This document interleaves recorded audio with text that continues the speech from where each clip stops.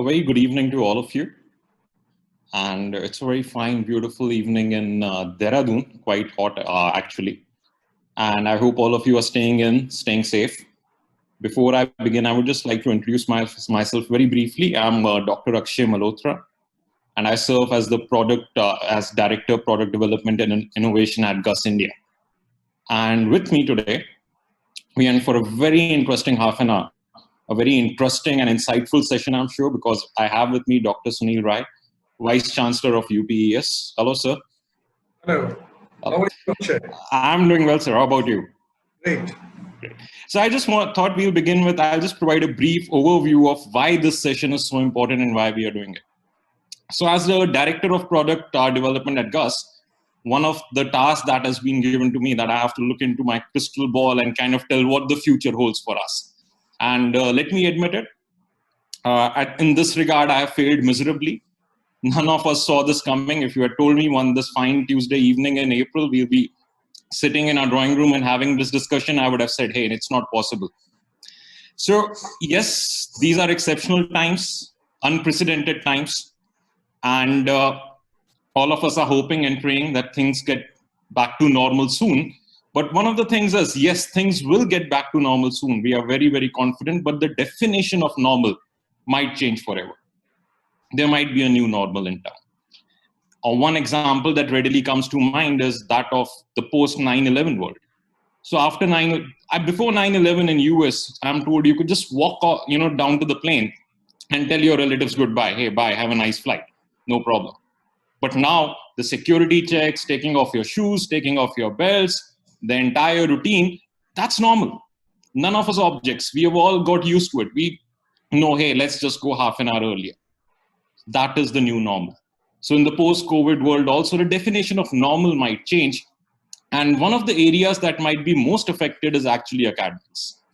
Academics, which was, for obvious reasons, one of the first, if you don't mind me saying, industries to shut down, and also might be, in all probability, one of the last ones to open and things to get back to normal. Academics, which are stakeholders in all sections of society, industry, parents, 16, 17-year-olds, we are dealing with future of kids over here. Uncertainty is at a level that I think has never happened before. We have students who are graduating, who have already got placed, students who have got admits from very good universities abroad, but are worried on what's going to happen. We have students who are graduating 10+2, whose parents are very anxious what's going to happen. So in this background, we decided here, let's have this session and let's see how is the world of academics actually coping up with the present situation. How are they dealing with it? How well are they prepared for the future? And we thought there's no better person to answer all our questions than Dr. Rai, who's VC of UPES. And one very interesting thing, I don't know if everyone is familiar in this room, I mean, to reach where he has, you obviously need the necessary academic pedigree. There's no two doubts about that. But he also has 21 years of experience in the armed forces. So I think he knows a thing or two about being prepared and facing uncertainty. So very good evening, sir. And the first question is going to be point blank. I'm not going to beat around the bush. How are you doing and how is UPES doing? Great. Thank you, Akshay. And I welcome everybody on the webinar today. And I wish you all very good health. And thanks very much for believing in us. As Akshay asked me, how are you today? As a matter of fact, we all at UPS are very healthy, very happy, very energetic. And as a matter of fact, we are possibly a little more energetic than what we were even earlier. So it's very nice. It's a new, as you mentioned, that this is a new normal. It's going to be a very different world. It already is a different world, but we are very fortunate that we are in this great nation, India. We have excellent leadership at center and provincial level. And furthermore, it's also that we are an outstanding, intimate society, which has come so good in these trying times. And therefore, I would say that we are great. Yes, actually, it's business more than normal. We are conducting all classes online as per schedule. 95% of all our schedules are being met. If one would ask which are these 5%, it is those which just cannot be done online, which is practicals and lab work. Even there, we have figured out very smart ways of simulations, etc., which we are resorting to. So we are going full ahead as far as our syllabus completion is concerned. The classes are happening as normal. The practicals are happening online as far as possible. The remaining, of course, we will see as and when the time allows us to do. But notwithstanding all that, our graduates are going to graduate on the date as scheduled. So this is something which is very, very creditable to my faculty and to my students, and also very, very thanks to the parents who are ensuring that these students remain connected with us. We at UPS are also busy in trying to now work out new strategies, new innovative methods, and so on and so forth. And above all, as is very true of this whole group, we have our extended family in Gus and in Pearl, and being led by our CEO Sharad Mehra. We are not only that we are fulfilling all our professional responsibilities, but we remain connected. Actually, we are now remaining more connected on the web. We enjoy ourselves, we remain connected, we hold each other's hand, and we are so happy about it that we are actually pulling through. So all in all, Akshay, these are excellent times, though trying times. Okay, good, sir. Fantastic. I'm so glad to know that. Sounds like it's business as usual at UPES. But you raised a very interesting point. So change was already upon us, and we could see this coming. Like so many industries, they have taken the trend, to move online. So one obvious example that comes to mind is, say, telemedicine. We always knew it's going to come, but thanks to COVID, and I don't want to give any thanks to COVID actually, but due to the present circumstances, it's just going to happen that much faster now. Change is upon us. Same thing with education. We were always talking about change was in the air, flipped classroom, blended learning, online tools like Coursera, and also and you also talked about that UPS is also having 95% of its classes are going on online. So technologies, platforms like Coursera, where do you see our role in that? Is it a friend or a foe? And how are we actually using that? Actually, I think this has, the whole world actually has been confronted with this new reality. And as the seminar goes, learning in this changing reality. The changing reality is that a few things the world has to realize, and the education sector is no exception to that. What we have to realize is that any disaster can hit you and can hit you hard. I mean, this is one of the worst times that the civilization is facing since World War and even other situations. But so one has to be prepared for these contingencies, number one. Number two is that going forward, the whole lifestyle would change. As I say in my own term, I have coined my own term here, Akshay, which is, you heard before Christ and after Christ. I am saying it is before Corona and after Corona. There was a world before Corona, and there is a very different world after Corona. So as you rightly said, we had been talking about flipped classrooms, we had been talking about online learning, we had been talking about giving more time to students to do their own constructism, as we call it. The student should actually decide what to learn, when to learn, and how to learn, and which is where the technology is the major player. So whilst we had been grappling, but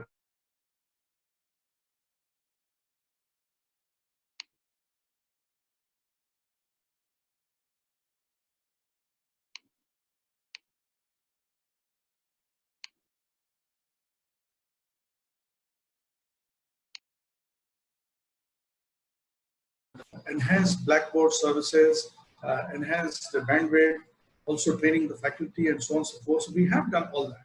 Now what is going to change is that we have to understand that the resources cannot be consumed more than what is already there. And therefore, we have to actually find a correct portfolio of learning and teaching. It has to be more learning than teaching. And this is where the technology, but more than the technology, it is the mindset. I think the realization has set into the world that anything that can hit you will hit you, number one. Number two, it is not that things cannot be managed in the way that they are being managed right now. Businesses are running normal. People are not going out. Things are running normal. And we have actually found out some innovative methods. So I think the whole model of education system has to change. And it has to change for the new world that is going to dawn on us. Hereafter, the whole world will be kind of at war with situations like it's Corona today, it may be something else, God forbid, tomorrow. And God knows with this global warming, as we keep talking about glaciers melting, I don't know what all kind of contingencies, and the US had already been making some fictions like that, wherein somebody is coming, attacking you from the galaxy outside, something is happening from natural disasters, and so on and so forth. And we could never believe it. We thought it was a fiction. But I think what this situation has told us is that anything can turn to such a grave level. So I think after Corona, the education model has to change. And that's what at UPS and at GUS we are all working at. Okay, so great, fantastic. So my next question actually, let me warn you beforehand, it's a tough one. I'm going to put you on the spot. I'm sorry, I got a WhatsApp message in between. So I was just checking that. Apparently, a lot of people from academic fraternity have joined us right now, right, to hear this conversation. Not many teachers, faculty out there, people holding administrative positions. So my next question is actually a tough one. And it's a twofold question. So I understand that UPS was prepared. Obviously, nobody saw this coming, but you already had Blackboard. You were using Blackboard, maybe not to the extent you are right now. You had an whole HBO staff office in place and everything. But from what I understand, it still took you some time to actually get the show on the ground. So if you could, for benefit of everyone, so I think now we have reached the stage as society, it's very important to share. So what was your main learning experience from actually implementing this? Because I'm still amazed, 95% of classes happening as per schedule is amazing. So, but I'm sure you made some mistakes on the way. If not mistakes, maybe some best practices. If you could just share with rest of us so everybody, can adjust that much faster. And secondly, I'm also a faculty first, and I understand, so you are also a faculty first. I think all of us here are. I want you to answer one thing, and this I'm asking from point of view of all the faculty out there. It's a at least I think it's a misconception, but you are the best person to answer this. People think it's very easy teaching class online. It's that our job has become easier. Hey, you can teach from the comfort of your drawing room. All you have to do is just switch on a camera and address the students, right? So what are your thoughts? What feedback have you got from the faculty in regards to this? Right, Akshay. So I will, of course, you did put me in tight spot, but I would be very honest because as you rightly mentioned that our academic colleagues are there, we learn from each other and I respect all my seniors in the academics and my peers. So it's true that when this whole thing started in the first week, we were not performing as well as I reported just now. In the first week, actually, we could only get about, at best, about 40 to 45%, that too in certain schools.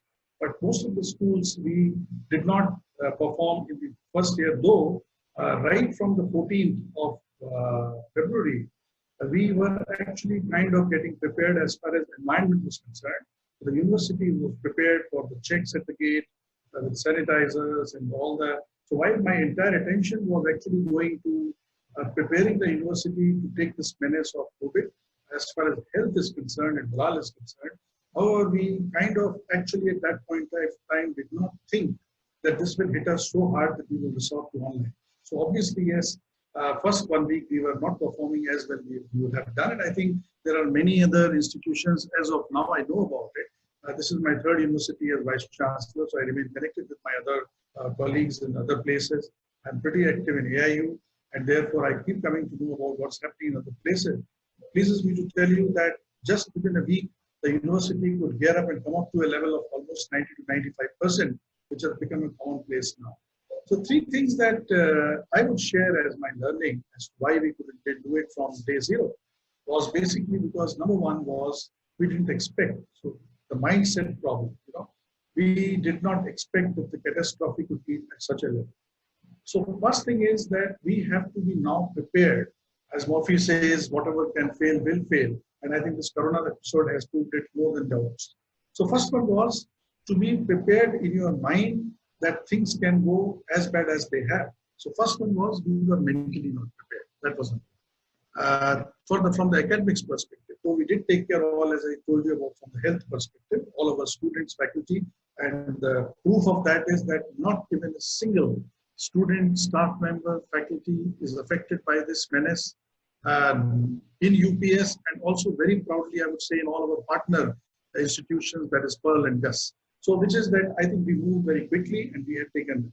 So, academically, I think we were not prepared for such a contingency.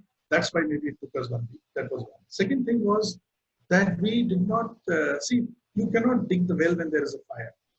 So this, and I can tell you from my defense experience, preparing for war every day. It doesn't say, okay, when the war comes, we will start doing it. So there has to be systems and processes in place that this whole thing of online learning, because online learning is not about just blackboard, technology, faculty, curriculum, scheduling, students logging on, assignments, project work, and so on and so forth. Actually, it's a sum total of all that. Even if a single stakeholder in that doesn't pull up, the thing cannot happen. Students do not do it, it won't happen.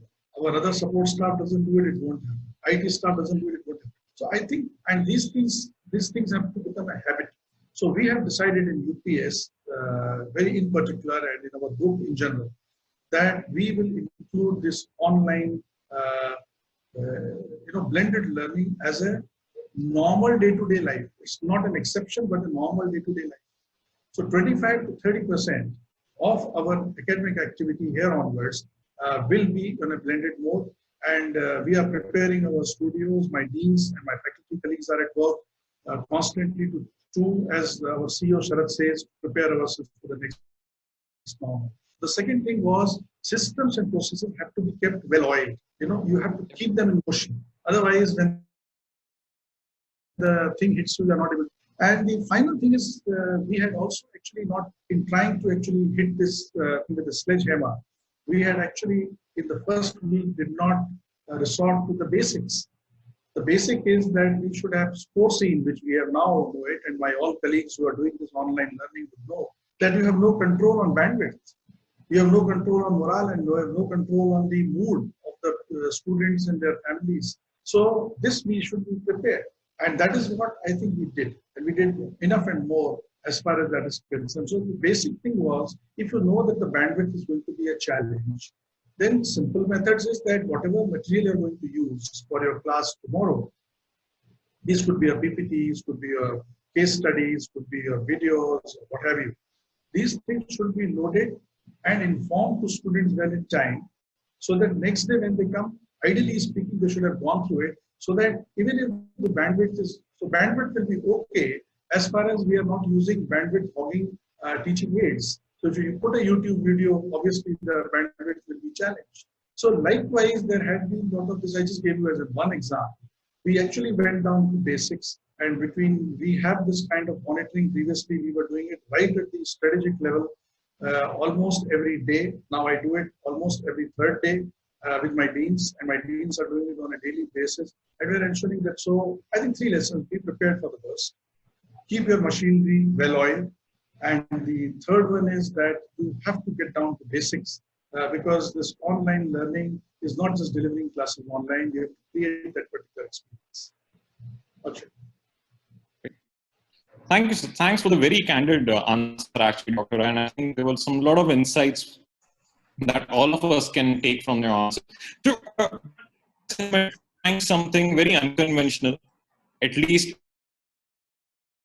in the Indian context of this, I keep coming to the number 95% of classes taking place as per schedule. So, but what's the reaction? What kind of feedback do you get from the parents? Because again, this is something totally new. I think there is a little of a bandwidth issue coming in, Akshay, so you may like to switch off your video. Yeah, you yes, please. Dr. Rai. It's slightly better. Am I audible now? Yeah, okay. It's better. So what I was saying, so you're doing something that is totally unconventional, and I keep coming back on that number that 95% of the classes are going on as per schedule. So what's the feedback been from the parents, from the students? How are they adjusting to this new methodology? Yeah, so see, one thing that we do at UPES and in our extended family, Pearl and Gus, is that we remain connected. We remain fully connected almost 25/7 with our all stakeholders, which is students, faculty members, staff, parents, and of course even regulators for that matter. I'm regularly in touch with people from the UGC and from other regulators, and they keep on helping us and supporting, and also from the government of Uttarakhand. So one is because we are in this, so we actually wrote a letter informing the students first as to this is what they expect. We gave them all the brief. We actually conducted School-wise, we conducted webinars.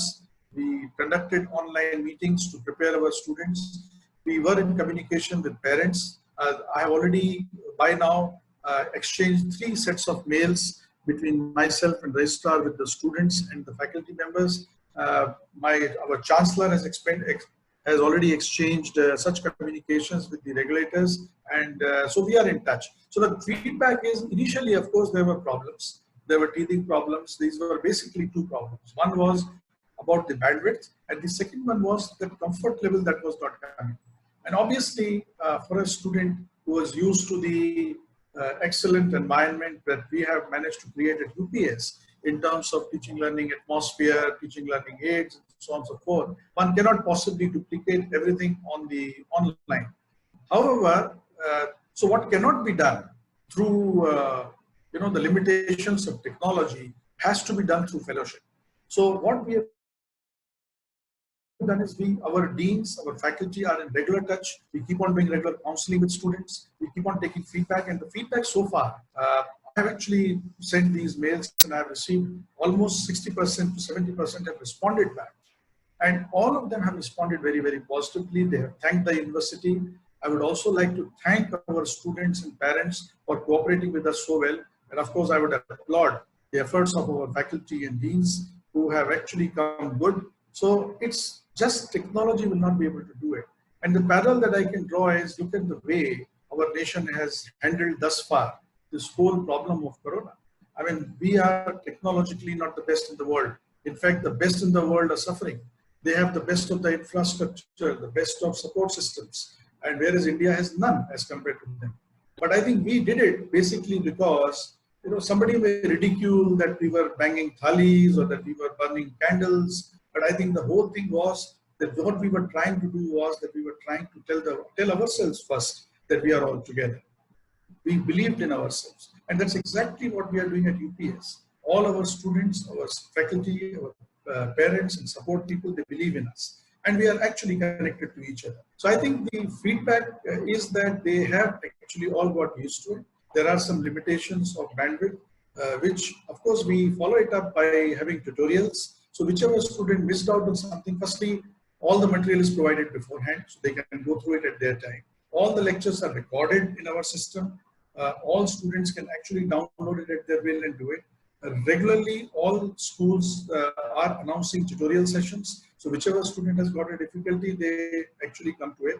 And of course, I will also tell you later about some major initiatives that we have taken for Student Connect, which is what is helping us. So I think it is basically about keeping the morale up, believing in ourselves, which has actually come good. So the feedback is, I think we are on track. Great. Fantastic. So, yeah. So I would just like to move this discussion on a bit. It looks like academically speaking, UPES is doing all that is possible. And actually, I would say all that is possible and a little bit more in these times. But yeah, before I move on to another topic and just change track a little, I would just like to say we are getting a lot of questions from our audience. Please keep them coming. And at the end of the session, we'll probably have some time and we'll take a few of these questions and discuss half a session with Dr. Rai. So yeah, Dr. Rai, so it looks like academics, business as usual, we are keeping it going. But the fact of the matter is that we are dealing with 16 and 17-year-olds over here who are going through these times that even people of our age, people who are adults, seen the world, are really having a hard time, with these statistics coming out and all these precautions, what's all is going in the news these days. And it's really hard how a 16, 17-year-old is actually trying to deal with it. So what is our responsibility as far as that is concerned? I think our responsibility as a society and more so as educators is to, the purpose of Guru is to bring the Gyan. And in our Eastern philosophy, Guru has been given a stature even above God, kind of, or at least as at par with God. So it's our duty to ensure that our students are actually brought in at the right frame of mind. Now, basically, I would like to convey through this particular webinar to all our 16 and 17-year-olds is that, firstly, please feel proud. I mean, my generation people, we were citizens of the developing world. We were called the third world or the underdeveloped nation when I was born and I was a student. Now, 16, 17-year-olds, I would like to tell you that you are going to be citizens of the nation which will be number one in the world, number one in economy, number one in technology, and number one in everything. They were predicting it 2044. My now prediction is that it may happen much earlier. And maybe we will see that position. So, my dear youngsters, I respect you and I envy you actually, that you are going to be citizens of a nation which is going to be the front runner. This is not I am saying, all the predictions coming from economists the world over is saying now that at the moment, briefly, maybe it is China which will be possibly number one in near future as far as any aspect is concerned. And we are anyway in top 5 as far as economy, military strength, technology, whatever is concerned. But I think we are already number one in one aspect. And that's what the youngsters and the society has to realize. And I'm bringing it out from this is we are very fortunate to be in this great land in India. We are very fortunate that our forefathers, actually through our Vedic culture, have actually taught us the real meanings of life. And that's what the Prime Minister was talking about even today morning when he addressed the nation. And he applauded the nation that all of you have come good and all of you have stayed together. So the last thing that one should think about is uncertainty.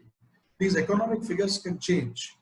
For the larger part of civilization, the history of civilization, India had been the top economy. I mean, for the 3,000 years of known civilization, I think India ruled for almost about 1,500 years, 2,000 years. So 1/3, 2/3 of the time, India remained number one.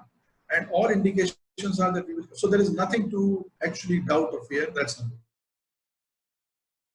Number two is there is nothing like Indian mind and Indian value system. The world has realized the kind of prowess that our youngsters have. So I think the last thing that they should do is to get worried about. And practically speaking, what I would like to convey that I am seeing the future as I am reading it from my wisdom point of view is that next 5 years is going to see some after Corona changes. India is slated to become the manufacturing hub of the world for high-tech products because all said and done, that there are some sentiments which are going against the manufacturing which was coming out of Chinese. It's not their fault. I think it has happened. It was Vidhi, but the whole world is now realizing. So there will be a natural comfort of the Western world too. So the plan of the Prime Minister of Make in India may come true. So we may actually become the manufacturing hub of the world. That is number one. Number two is that we, as Swami Vivekananda said in 1893, that this particular century is going to be a century of Mother India.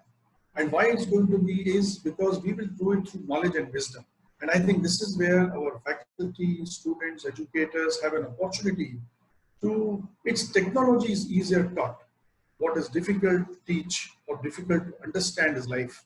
And this is what actually this Corona has actually taught us. These 21 days that we have been inside, I think there have been realization set in that how fortunate are we that we are blessed with the families, that we are blessed with the value system that we have. So youngsters have nothing to worry. We are going to be the Vishwa Guru. Swami Vivekananda announced it. It's all going to get realized. So, and the third thing which I am expecting is that going forward, health will be more about mental health and emotional health than that of physical health. Physical health is simply managed by a good hygiene and good behavior. I mean, I was reading somewhere that at Digambur Ghat in Delhi, the percentage of dead bodies have reduced by almost 60%. That means, see, what can lifestyle do? So lifestyle can have to take care of the health, but believing in ourselves, believing in your family, believing in each other is something which will come from our ancient culture, and we are very fortunate about it. So youngsters have nothing to worry. Youngsters have actually to build the nation very quickly after we all regroup, and they will actually be doing things for the whole world. Youngsters will be manufacturing high-tech products. Youngsters will be taking care of high-tech health services. And there will be all the things that we have been talking about, artificial intelligence, simulations, etc., which you mentioned, is going to happen. And who will do it? The Indian youth is the best prepared youth to do that. Because either there are people who don't know how to do it, which is the major part of the world, and there are people who know how to do it like the Western world, they don't want to do it. and they will not be in any morale to do it. So I think for youngsters, the exciting times are coming. Just watch. Next 10 years, this nation will sing and you all will be the leaders of the world. So, youngsters, wish you all the very best. That's great. And I think all of us so badly needed to hear some uplifting and inspiring words at a time like this. So thanks a lot for that. My next question is actually again it's a little bit tough. And this is an impression that people have all over the world, that academia and people like us have a reputation, that we live in our own bubble. Abroad, they call it that we are living in an ivory tower. We are detached from reality. So at a time like this, what can academic institutions, or particularly UPS, what are we doing to contribute to society? Yeah, but you have said it rightly. Of course, it was not that the allegation was totally baseless. I think it was true that, see, it happened for different reasons. In India, we enjoyed this whole thing that, see, gurus are revered. So we as faculty were so revered that we thought that, of course, we are staying in a ivy tower. In the Western world, what happened was that the faculty could actually conduct such kind of research and create some kind of product. So we got a feeling that, but the actual reality is not about creating these products and services. The actual reality, what is coming out now, is to manage the context and manage the environment. I'm not talking about the physical environment. I'm talking about the emotional environment at a higher plane. And that is where I think we as educators, if we don't change, quite simply what is happening is that today the technology supports learning to a great extent. Frankly speaking, I don't have to teach somebody thermodynamics, formulae and principles. There are excellent software which can do it. They are happening at all levels. School children are learning from tools like Byju's and others. We had difficulty in learning theorems. Now children do it in like a play. So I think there is a technology, and the knowledge society has enough and more to start providing the knowledge. Now we have to move up the value chain of this knowledge creation and dissemination. About creating and providing knowledge, days are over. Now it's about two things. One is constructivism, as I said. Going forward, the student would like to learn what they want to learn. I mean, we will have to actually be living in a world when there will not be unitary degrees.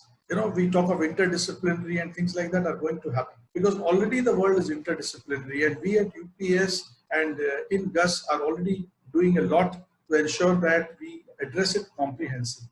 And the third thing is that we have to actually respond to this environment which has now told us in this corona that no matter what knowledge you have, what tools you have, you will not succeed unless you manage that emotional environment. And I think we could do it only because of our connect. So I think the whole fraternity of educators have to, as you rightly said, come out in the society, be a part of the society, and it has to be a total partnership.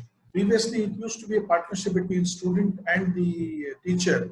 Now it's going to be a partnership between student, teacher, regulators, parents, society at large, and everybody. And I think everybody will have to contribute. And as I said in the opening, that we have to be wary of the fact that as a nation in particular, and as a world in general, we cannot afford to actually waste resources. We do not have to create multiple labs. I mean, I'm just as an example saying, if at UPS we have created an outstanding lab in healthcare, which we are doing, now we have some outstanding lab facilities that we have managed to create at UPS. Now, I would like to open it, and this has been the culture at UPS and our all partner institutions we would like to share. So all of you start doing and creating a lab, the standards may not be that good. Let there be sharing. So if there has to be sharing, there has to be a movement. There has to be simulations. So that can only happen when you stop doing non-value adding activities. Let it be done through technology and through a system. And let's move up the value chain, as I say, and we go up to constructivism, creativity. And that is what would be needed. It was so nice that one of the doctors from US was talking about the Indian jugaad. Jugaad is nothing but understanding the environment and using whatever you have. See, we are going to use trains as quarantine centers. Nobody would have thought in the world that we could do that. And I'm being a warrior myself, a naval warrior. We have actually been fighting wars with lesser known equipment, with a better prepared enemy, and we had been beating. And we had been doing all this mainly because we understood the context. So I think as educators, unless we understand the comprehensivity of the whole exercise of nation building and teaching learning, we will soon be wiped out. The degrees may become irrelevant after 5 years. What will be relevant is that can you do it? Can you produce it? Can you respond to any kind of changes? And though this is maybe a little bit of a worry part, which I have said, I've talked about some nice things about the nation and the world, but I think the worry part is the worst is yet to come. This corona has just been a trailer. We don't know what will be the actual movie like going forward, the way we have managed to create the world, the way we have played with the environment, the way we have played with technology, nuclear technology and so on and so forth. God knows the worst is perhaps, God forbid, is yet to follow. And therefore, we have to prepare ourselves. It's the responsibility of educators and society to prepare ourselves comprehensively, which is all in mind and heart. The other things, of course, technology is there to support us.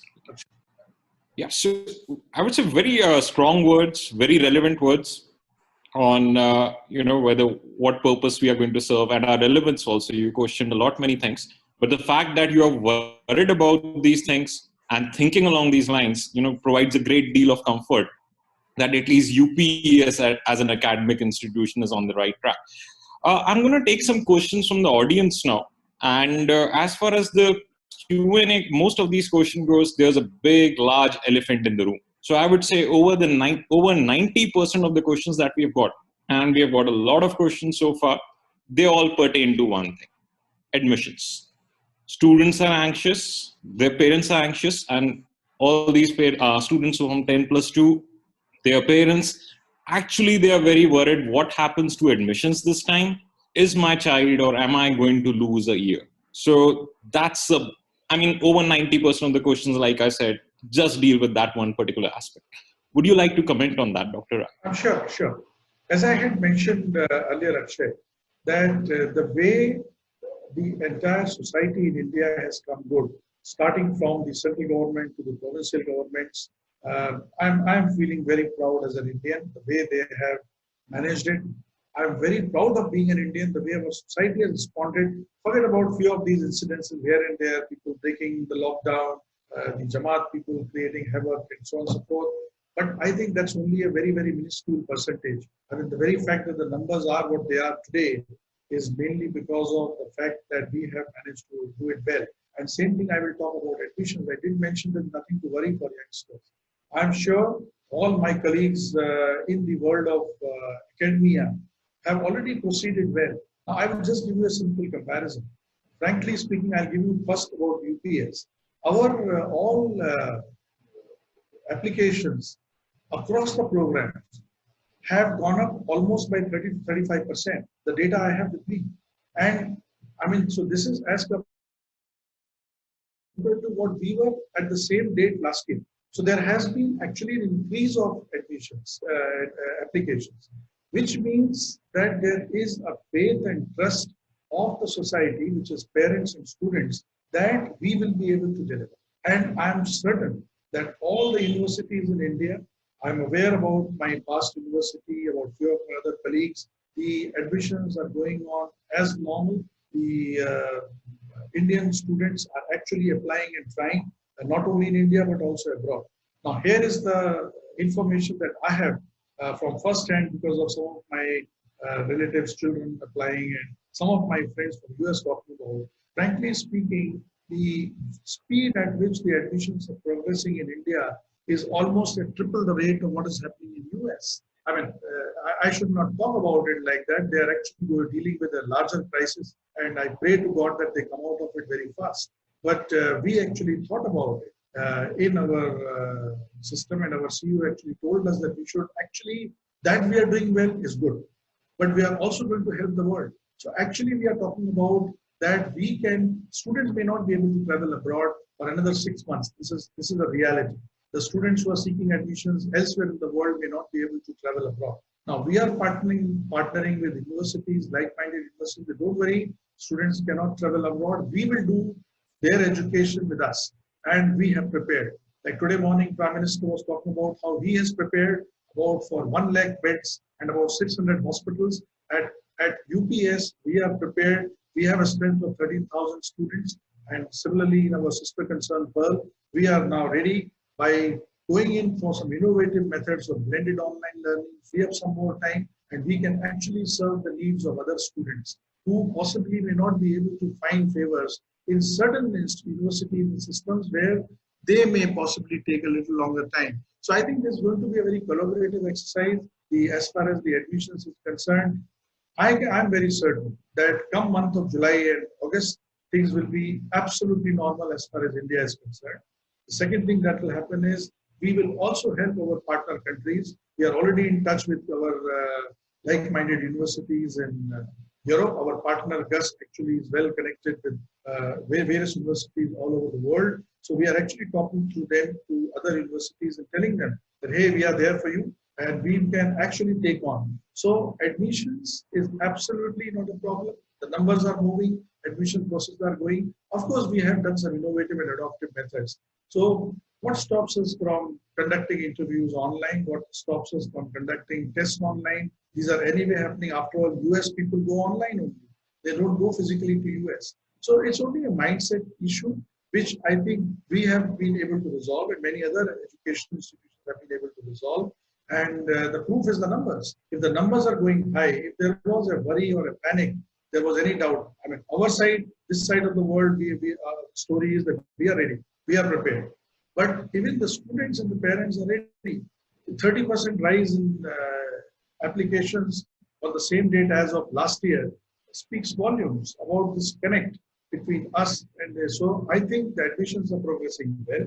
There is, of course, a move. There is the whole nation. When we see things the way they are happening all over the world, it is but natural to feel a little low. But I think the way our society has held up and the way we have held up as a team in UPS and in our group, we are holding each other's hand. We are talking to the families, our families. We remain getting connected. And I think there is no problem, no worrying about admissions. As far as students are concerned, there will be options.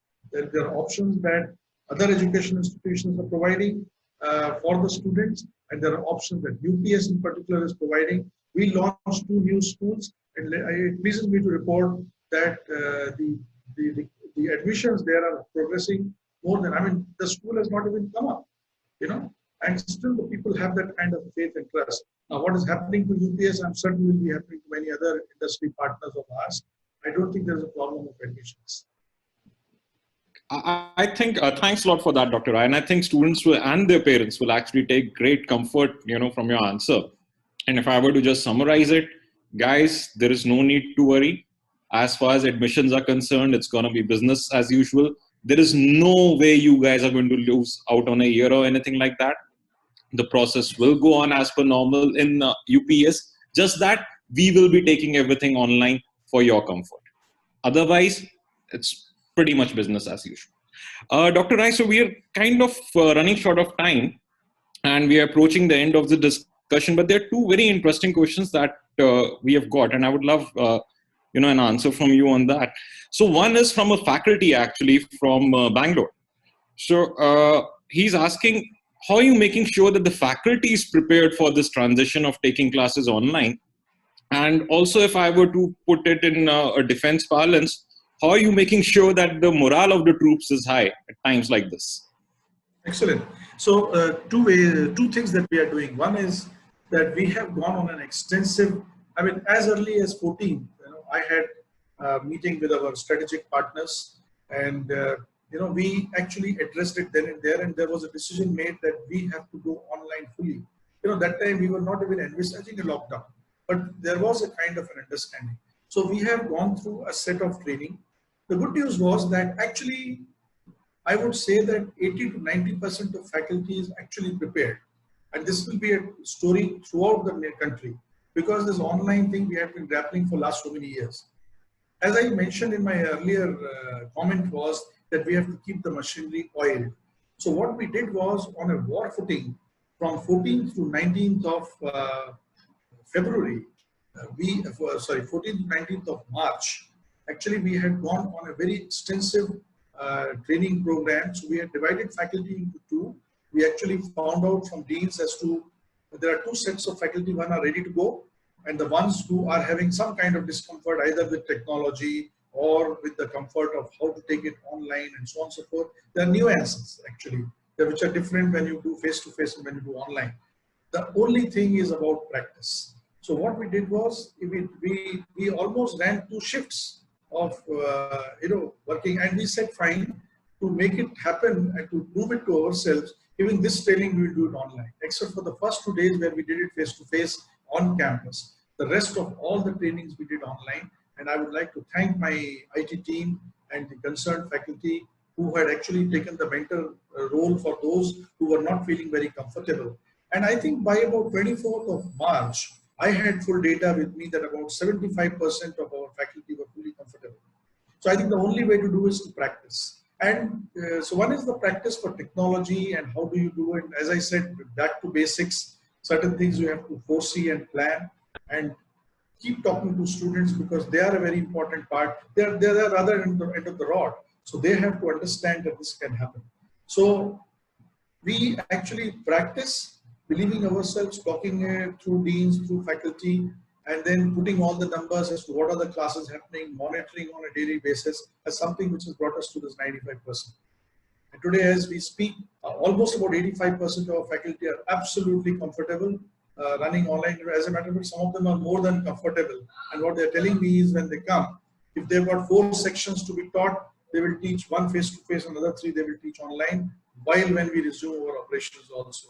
Because they found out there are a lot of merits in actually going through this online courses because you can actually devote your time on value-adding activities of creativity and constructivism, what we call in the education parlance, rather than just trying to empty out the knowledge through PPTs, etc., which anyway we would be doing wherever required. But most of it, the onus will fall on the learners. So I think the way to do it is through practice and believing in ourselves.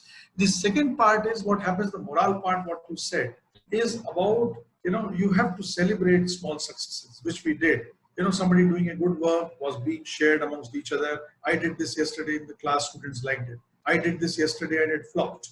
And we learn from each other, and on a very regular basis, we have been monitoring. There have been mails circulating between my deans and faculty and other members about what did go wrong, what didn't go well yesterday, and we try to improve it on a daily basis. So I think it's about practice, exercising, and believing in ourselves. And the other thing is, this is the time when you need to hold each other's hand. I mean, we actually had something called Saturday Night Live, wherein we said, fine, we have worked on 5 days in such a manner that we have ensured the kind of performance that we have ensured. Now we need to celebrate. As Modi Saab said that let's celebrate by lighting up diya. We had in our group, and you know what, our faculty, staff members, and right in the leadership on top, we all participated, and we had actually been celebrating. So we had an online jam session, so to speak, of 1.5 hours duration, where there was singing, there was dancing, there was knowing each other. And we, on every 3 days basis, we have something called bring your own coffee. So if we can't have coffee together, we at least simulate that togetherness, and we actually have our coffee and we have it together. And that time what we discuss is only life. That time it's actually a rule that we will not talk about academics, we will not talk about technology. So last BYOIC, we were discussing as to what are the new cooking skills that we have picked up. Some faculty who did not even know how to make a cup of tea are actually now reported to me that they can make butter paneer. So this is something which is very good because life is larger than all these things, as I was mentioning. So 2 things, one is practice, another is fellowship, is the way to do it. And that's actually very, very important, the last point that you actually touched on. I think most organizations claim that, hey, we are a family over here, but it is only in times like this that you really come to know whether they are actually a family or not. And it's so nice to hear that UPS is leading in this front too. Last question for you, Dr. Rai, and it's actually comes about from a student and who has picked on something that you commented, that in the times to come, emotional health is going to be more important than, it's going to be harder to reach and achieve than physical health. So anything that UPS is doing as far as the emotional health of the students is concerned? Yes, a lot actually. Frankly speaking, so we do it at 3 levels, Akshay. One is at the transactional level, other is at the integration level, and the third one is at the strategic level. at the transactional level, we have got some kind of, so for example, we have something called Wow Wednesday. We have, though, of course, much against my faculty and some deans who were saying we have got already so tight curriculum and schedule, and you are telling us to take out of it 1/2 day and give it to you. And we said, no, we believe in it. What happens in UPS, and by the way, this practice is being even followed by our dear students when, we are not doing it formally. But when we do it formally on campuses, Wednesday, we call it Wow Wednesdays, which is when students just meet up, sing, dance, paint, crack jokes, do everything, just become human beings, get to know each other much better, So students, faculty, we all just mingle like this. So these are the kind of transactions that we are doing. We've got SEE, Student Engagement Establishment, wherein they are not talking about discipline. They are all talking about how we understand each other. I mean, the detail to that is that this person likes having matar paneer, and this person has got allergic to such and such thing, and this person likes to watch such kind of movies. That's the kind of intimacy we are trying to build. So at transactional level, it only happens when you do enough and more and become free. I think we are a doorless institution as far as UPS is concerned. Anybody can walk into my office, anybody can walk into a faculty office, any student can walk into any office. Of course, we tell them, please tell us, be wary of time and all that. But I think there are no inhibitions as far as we are concerned. So that transactionally, we have connected to each other very well through a process or through informal. So that's about the transactional part. At integration level, we have actually, we have got initiatives, some kind of activities, which are by way of some competitions, by way of picnics, by way of going out on field exercises. And the more and more people actually without job mingle with each other, and it's student, faculty and staff, we all combine, and people wait for such things to happen. So much so that even others join. So in the month of February, there was a group from US who had actually come and did a rock session. And we didn't plan it much, but it was a fantastic day spent. So things happen like this in UPS where we actually combine with anyone and everyone. And only one item on the agenda is celebrate life. There's nothing larger than life. God is very kind to give us this life, live it well and live it together. Is you enjoying yourself is not good enough. The fellow next to you should also enjoy with you. And strategically, what we do is we have got structures at group level and at university level. There's an initiative, for example, I will share with you, it's called WeCare. Now, WeCare is an initiative which is working for our students, for staff, for faculty, and for everyone. And we are extending this WeCare even to parents, for example. What happens in WeCare is actually there are counselors available. You can actually, got a problem, you can pick up a phone and talk to us, drop us a mail, we will get back to you. Academic problems, we will arrange tutorials. Emotional problem, we will have counselors ready, or we will have a faculty or a staff member ready. Now, this is to staff also, and this is to faculty. Because anybody of us, we are also, after all, at whatever age, one can feel lonely. Like right now, I am actually all alone by myself here. But the way the whole group is connected, I don't feel that I'm alone. I'm now addressing this particular webinar. I'm sure after half an hour, there will be something waiting for me and I will start engaging in that. And then I will get a WhatsApp call from any of my colleagues. And I get about 200 mails from my students almost every day. Whatever I can respond, I respond to that connect. So this WeCare initiative is actually, there should be a reassurance. In these tough times, Prime Minister Modi has been talking about that, you don't, cut somebody. We have actually ensured that I feel proud that not only that we have paid our faculty staff in time, but there were advances released by our group even before the time, to say that, okay, people will need money. So this explains the intent at the university level and the group level. So I think it is that whole Vasudhaiva Kutumbakam and the Kutumb concept which we actually practice here at strategic level is something which is seeing us through. So three things I would suggest is that one is practice, and the other one is for the morale. The morale can only be not done by sermons and by giving lectures. Morale can only be done by being together. Be together, be next to someone. understand that somebody has a problem. So we don't write off any problem. We don't tell our student, we don't tell our staff like that. Every problem is a problem. And we only tell them that we are there with you. And I'm very pleased to tell you that I have got very strong support of my management, and I've got very strong support from my other group partners, and we are all together. So at UPS, we care. I'm suggesting that all of you please care.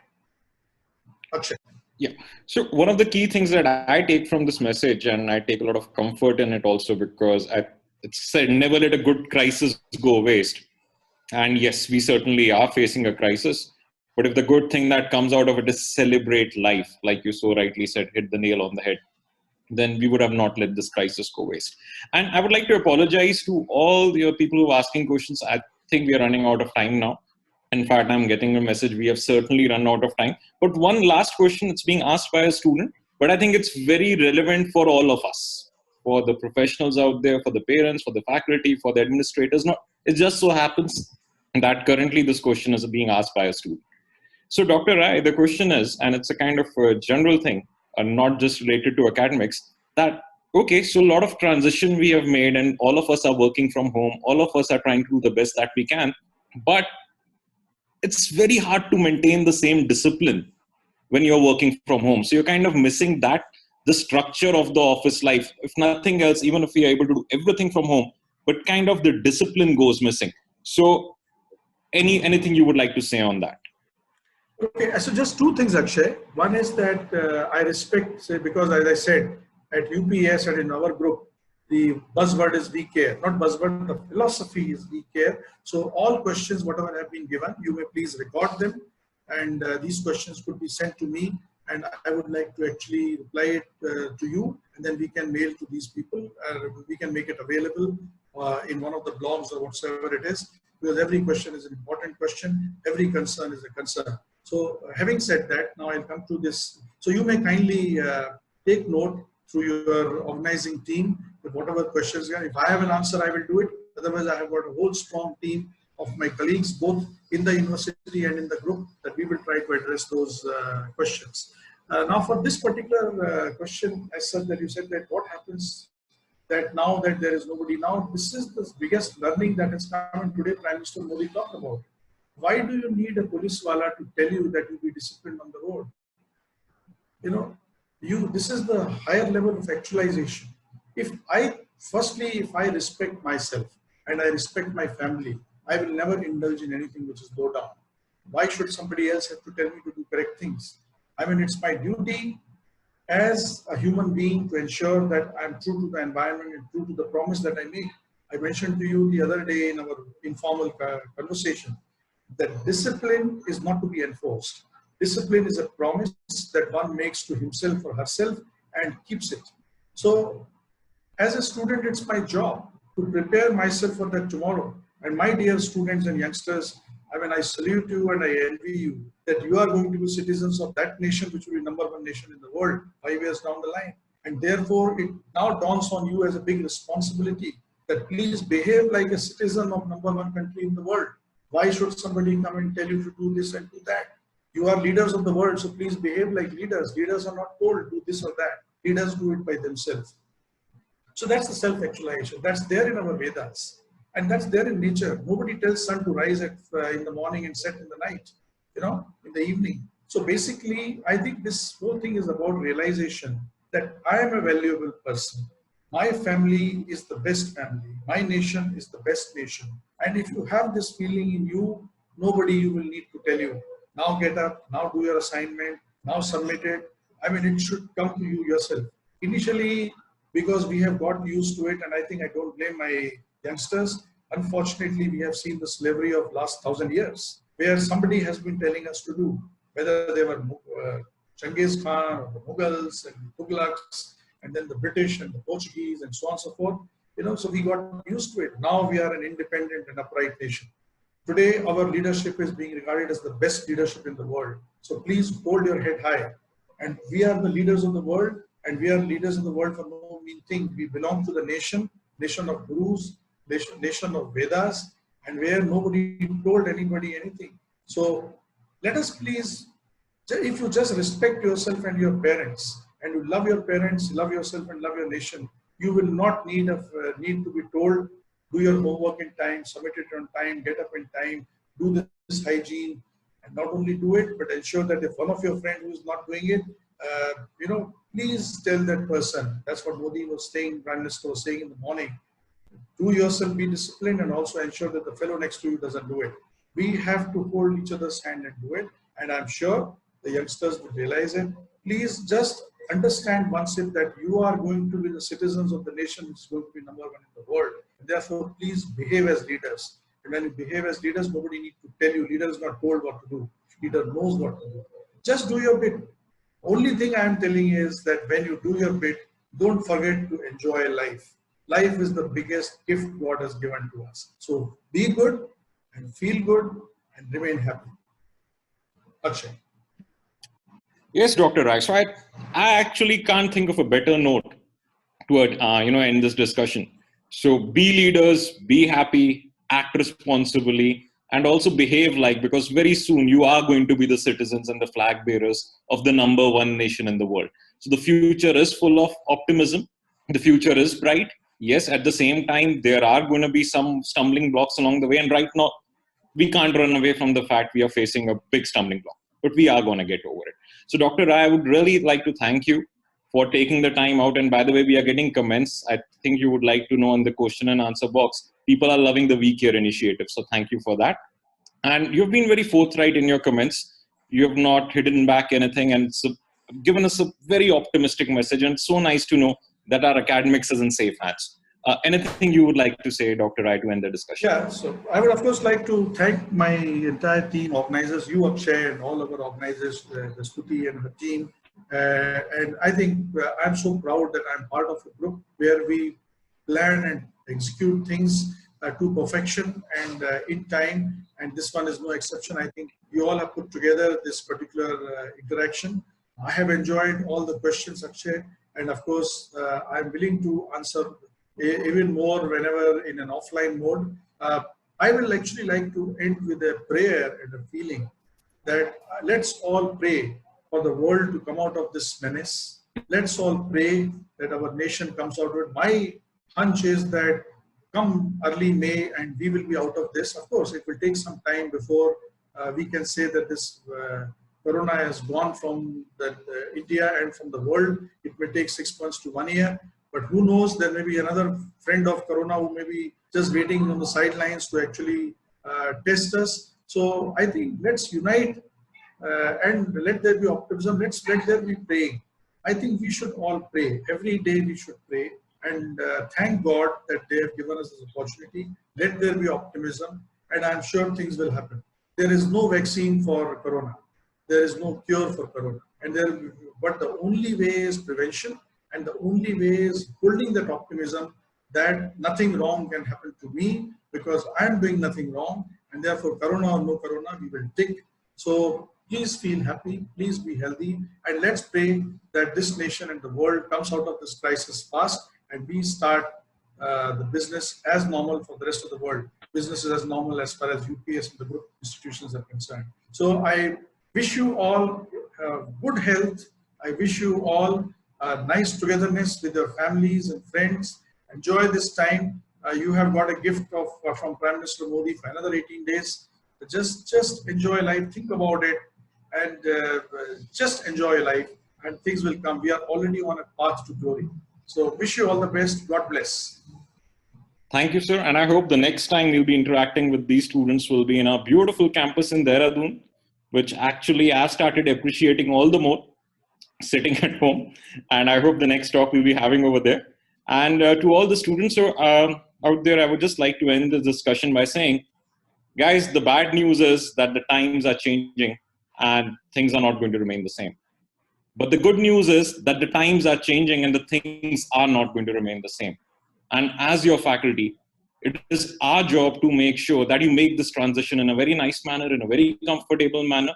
Not only make the transition, that you make the most of the opportunities that are going to come in your way in the next few years. Trust me, if you've been listening to Dr. Rai for the past 1 hour, it's going to be a whole new different world of opportunities out there in the next few years, opportunities we cannot even begin to imagine right now. And it is our job as your educational institute to make sure that you make the most of these opportunities that are going to come to your way. Thank you. Have a very nice evening. Stay indoors, stay safe, and hopefully see you in there. Thank you.